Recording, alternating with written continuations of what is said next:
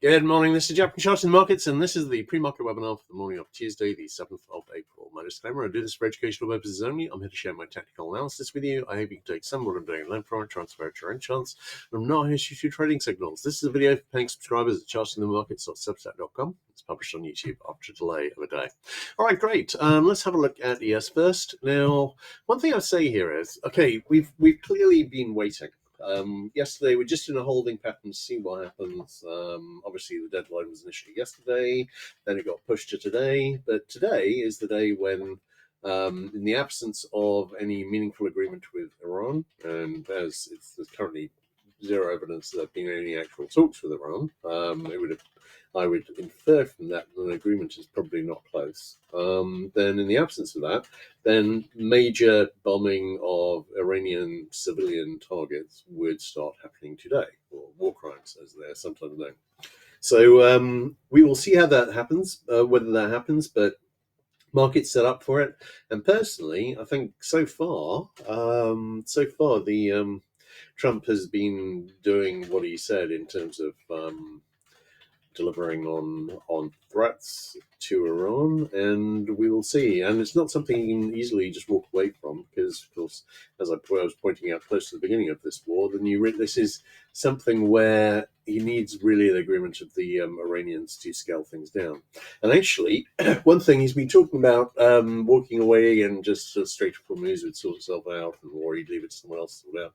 But the fact is, in the event of walking away while the Iranians have taken and are keeping control of the Strait of Hormuz, everyone in the world outside the mega core base and the three brain cells these millions of people are sharing between them, everyone except for them is going to see this as a massive humiliation for the US. And the problem is, I think at least some of his advisors are telling him that, so he realizes that he can't really walk away.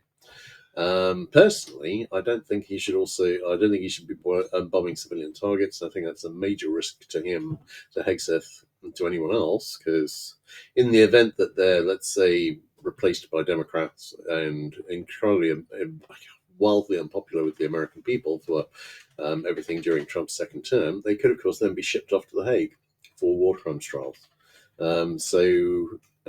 They might actually be, in fact, you could get a reunion of friends there. Who knows? You might even get Netanyahu and Putin, both of whom have open warrants for their arrest, meeting them there at the same time. And what a party they could have. So we are waiting today. We will see. What does it look like in terms of the setup here? Well, this is a potential level top to take us back.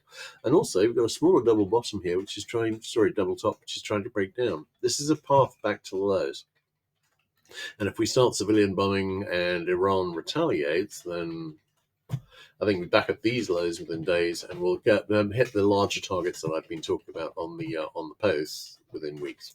Looking at NQ, possible level top here too. Week 6-minute sell signal fixed. Looking at RTY, nested double top as well to take us back into the lows. YM, potential level top, not quite perfect because we didn't quite retest this high here. I mean, this is a potential level bottom, of course, but unless this war finishes quickly, then I'm thinking, and while Trump talks a lot about that, I think he's assuming an awful lot about the Iranians cooperating with this, none of which at the moment seems to have any basis for it. DAX, potential level top here to take us back almost to the lows. ESTX, possible level top to take us almost back to the lows. We're seeing a lot of this. This is a nice setup to get us back to the lows soon. And if Trump delivers on his many blood-curdling threats, then we're going to be retesting the lows soon. So we shall see. All right, let's have a look at these on the bigger picture charts. And looking at SPX. SPX, we actually closed slightly above. Did we? Where did we close yesterday? 66.11. Yeah, we actually closed 10 points above the daily middle band yesterday. I'm not expecting that to hold particularly. That is a close above. It's not a visual close on it. I'm expecting that to fall back down today, unless we get good news on the war, which would probably need more than Trump not bombing today. We will see how that develops. But I'm still looking at that as resistance. But in the event that the war is going to continue and escalate, the downside is looking pretty damn good. In terms of the hourly chart, not really a lot to see. 15-minute chart, not a lot to see otherwise. We really just went sideways yesterday. Looking at the Qs, the Qs reached the daily middle band yesterday and closed basically on it, almost exactly on it. They closed at 588.50, and that was against the middle band at 588.49. So again, at a point of decision, at the point of resistance, and I'm looking for a breakdown into the previous lows here, unless something unexpected happens on the wall. Not a lot to see on the hourly or 15-minute there either. On Dia and IWM, of course, we have these RSI 5 buy signals fixed. This has reached the possible near miss target on Dia. And I'm really not considering the RSI 14 buy signal here at all. So that, I'll just mark that in. But that has got us back to a reasonable level. We also closed above the daily middle band. Again, the obvious day to break back down would be today. But the question is whether we actually hear anything other than silence today. But this has already reached the possible near miss target, so this is now cleared. So not entirely. I mean, obviously it could continue higher and make a full target, but it's already made the minimum target that I'd be looking for, and we quite often see it fail at this level. All right, let's have a look at the hourly chart, 15-minute chart there. Not a lot to see, I suspect. Nope. And nope. All right, let's have a look at the IWM charts. Okay, looking at the IWM chart on the daily. Again, we've had a third close above the daily middle band. This is the one where it's already broken. We've reached the possible near miss target on this here. So we've now got no open RSI 5 buy signals here. Which was one of the things which was looking a little strange. So this really does look like perfect time and place to break down from. So we shall see how that goes today. But I think we are going to start seeing those bombing runs, and I think that will be most unpopular with most of the US's traditional allies. Although, obviously, Netanyahu won't turn a hair. He commits war crimes all the time. And Putin will also be approving, I'm sure. And these are the two opinions which do appear to matter most to Trump. All right, let's have a look at DAX. DAX, we made the, if we'd had a buy signal, we'd pretty much made target yesterday on Nikkei. Still holding the daily middle band as resistance. Still got an open RSI 5 buy signal. This is the only one that hasn't reached the possible near miss target. All right, DX, we are still waiting as well. Chances are, if the Iran war escalates, which I would repeat is utterly stupid. It really, really should be de-escalated and moved away from here. But the problem is I don't see there's a way for doing that without losing face for the US, and I just don't think Trump's prepared to lose face. So, it is what it is. But I mean, if I was one of the American allies in the Gulf, I would be very worried about losing the drinking water my population requires to survive. Damage to oil. I mean, the Iranians were bombing the Israelis were bombing the Iranian natural gas field yesterday again. And of course, last time they did that, the Iranians bombed Qatar. So I mean, really, that was just a huge, FU to Qatar, because Qatar's already been saying it's going to cost 5 years to take 5 years to repair the damage that was done last time. Israel genuinely doesn't care what the bigger impacts are. So, and maybe Trump doesn't either. We'll see. All right, looking at the bigger picture there on euro, really we're just waiting for the dollar, but obvious direction would be down. GBP USD, possible double bottom here, but probably going down. USD JPY, I'd be looking for a move up into a retest of the 162 area. Australian dollar, USD CAD, I'm just waiting to go higher. I think likely bull flag or triangle forming here. Australian dollar, we've got a head and shoulders, which is broken down with a target considerably below. And I'm leaning towards that, just continuing down to that. NZUSD, just trading sideways, likely goes down. ZB. We've got ZB. Now, obviously, this has been going down as the Iran war has been hotting up. I'd be expecting that to continue. I'm going to be doing a post on that in the next few days with my third of the Horseman series on bonds. I'm going to try and get another one out today or tomorrow morning on the grains, but the bonds. Well, I think. Well, the thing is, the problem is, I mean, the last. It took 4 months for the last trillion to get added to the American national debt. It's compressing. I mean, this is what Trump did last time. I mean, the national debt rose 8 trillion from obviously a considerably lower base while he was in power in his first term. This is just who he is. He talks a game about sorting out the budget deficit at some point in the future, but tomorrow never comes. So in the meantime, obviously, he's spending money like it's going out of fashion, and the debt is going up and up. And the question is when this becomes a big problem for the market. And certainly, in terms of his 2027 budget proposal, really that's actually looking to raise the budget deficit even further for vast quantities of extra military spending, and military spending so high that frankly a lot of the Americans, possibly former allies in NATO and so on, are wondering whether this money would be for an invasion of Canada or Greenland. We'll see. But I mean, but certainly there's no sign of any kind of fiscal rectitude coming anytime soon. So, I mean, sooner or later, I think this ends in a bond-market revolt where interest rates go up, and that, I think, is what we're building towards. So we will see how that goes.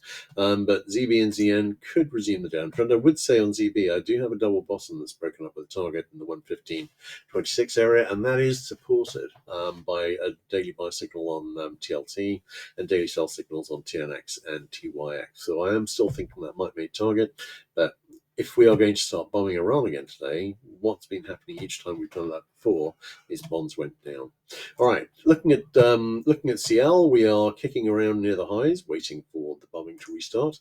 As and when it restarts, if Iranians do what they're saying they will do in response, which is start bombing all their infrastructure across the Gulf states, then and possibly to also close the other strait, which the Houthis would be closing, then oil prices, we could see them at over 200 within days.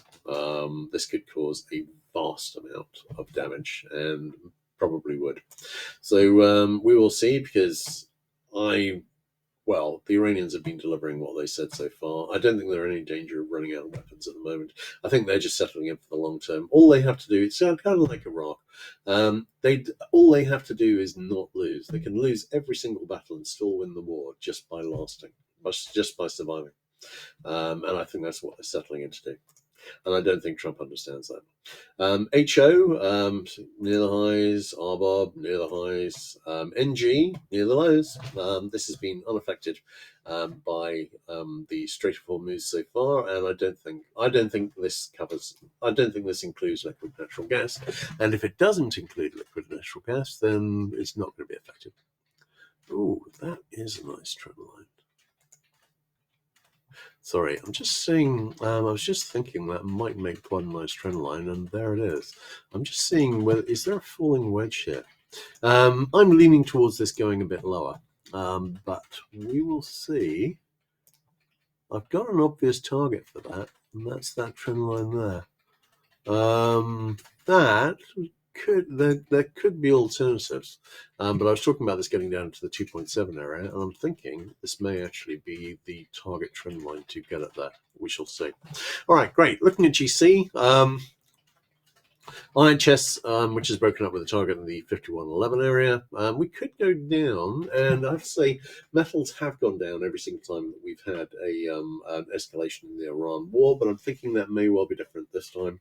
I think we were forming a bull flag, and I think the obvious flight to safety destination, because it doesn't depend on huge amounts of US debt or any kind of fiscal rectitude from a government which really doesn't care at all about the budget.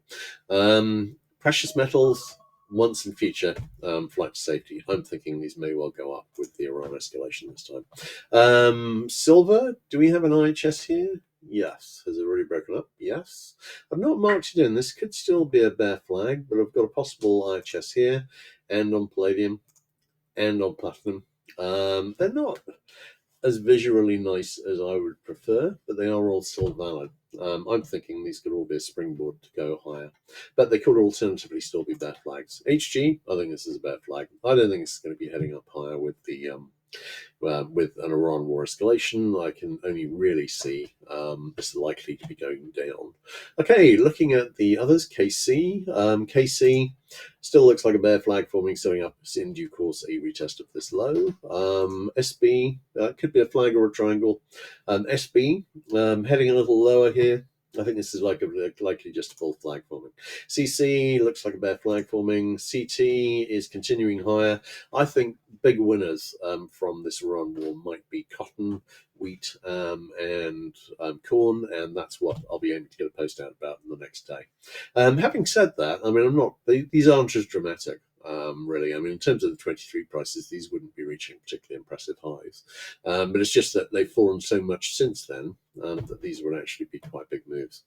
Lumber, wondering about it just resuming the downtrend. Looks like a bullish consolidation on wheat. Looks like a bullish consolidation on corn. Soy, I'd love to see this go down and make this double top target in the 117 to 121, 1117 to 1121 area. Might not do that, but we're forming what either way would be a decent looking right shoulder on a bigger high adjust. ZL, I was leaning towards this retesting this high here because it was so close, and it's done that. We could see some more downside here, or it could be we're about to break to the upside. Live cattle has already broken to the upside. Lean hogs, I am thinking this should be a bull flag, and we'd be heading back to flag resistance and a test of this really high here in the 111.975 area. All right, great. Let's have a look at. Yep. All right. Everyone take care. I'll catch you guys tomorrow. All right. Cheers.